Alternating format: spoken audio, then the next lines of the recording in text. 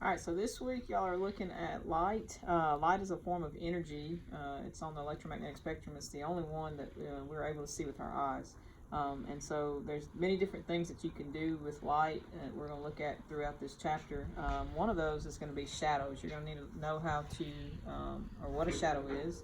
And so, Rain, do you know what a shadow is? Mm-hmm. You do? What is it? It shows your body. Okay, so do you know how it's formed? You don't?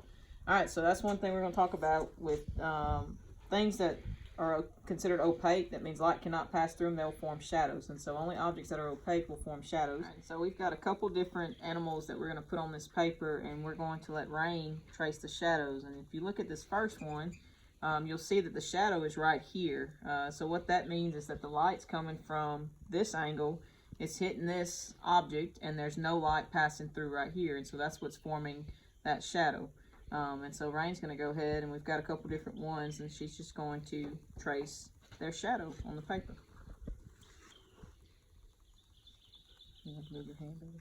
All right, so you can see Rain has finished tracing their shadows. Something that you can do at home, besides this little activity, is you could also take a flashlight and turn the lights off. And something that you can shine it on, shine the light, have a flashlight and shine it on, let's say your hand or something of that sort, and you should be able to see a shadow on a wall or something like that. And you can look at how to make shadows bigger and smaller, and also how to make them longer and shorter. So that's your challenge for this week, is to try to figure that out.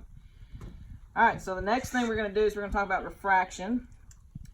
Refraction is where the light is going to bend when it's moving through one transparent object to another. And so transparent is one of those words you're going to need to know, and transparent means that light can pass through. So when light's passing through an object, so for example the air, and it enters water, water and air are both transparent objects, but they have a different density. And so what's going to happen is it's going to change the speed of the light and the way it travels, and so it can cause it to bend. And so what we've got here is we're going to do the hidden coin activity. That's right. So we've got a penny, and we've got an empty cup that we're going to put the penny in. And so then Rain, I want you to get, all right, can you see that penny? All right, so now you're going to slowly move your head back till you cannot see it anymore. Can you see it? All right, so stop right there. So you look to see where the penny is, and then you slowly move your head back to where you cannot see it anymore. Then we've got a cup of water in this one. We're going to pour the water in there, and what should happen is you should be able to see the penny reappear. So I'm going to slowly pour it, and you tell me if you see it. Don't move your head. Connor, stop. I can see it.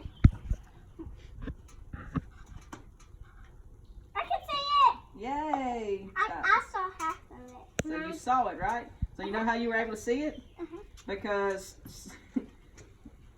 the light is going to bend towards your eyes and allow you to be able to see it. So that's called refraction, and that's how we're able to see the penny reappear in this activity. I just got done talking about refraction. There's another activity you can do that kind of goes along with refraction and shows the dispersion of white light. What you'll learn is that white light is made up of all the colors of the spectrum. So an easy way to remember that would be Roy G. Biv: red, orange, yellow, green, blue, indigo, violet. And so we've got an activity where we're going to be able to see that color spectrum form. If you have a glass prism, then you can shine a white light or a flashlight on it, and you ought to be able to see the white light split into the colors, and it splits or it disperses because of refraction occurring.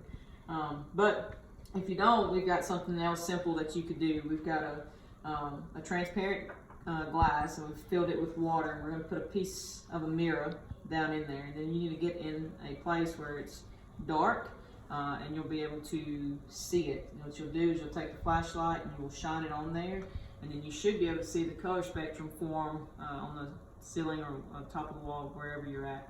And so that's what we're going to do real quick. All right, so you'll see right up here on this wall, you've got a couple different spectrums that are formed, but you can see all of it from red, orange, yellow, green, blue, indigo, and then you can see the violet on the very end. Red's going to bend the least, and violet's going to bend the most, and that's going to be because red's got the least amount of energy, where violet's going to have the most amount of energy.